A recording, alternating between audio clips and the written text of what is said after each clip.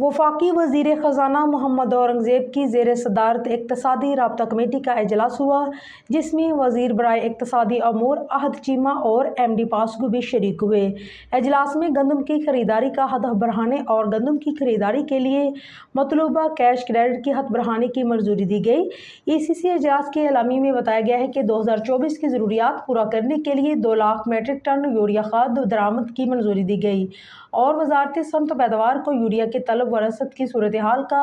مسلسل جائزہ لینے کی ہدایت کی گئی۔ ای سی سی کی جانب سے اسٹیل ملز کے ملازمین کی تنخواہوں کی ادائیگی کی بھی منظوری دی گئی اور ہدایت کی گئی ہے کہ وزارت صنعت اسٹیل مل کے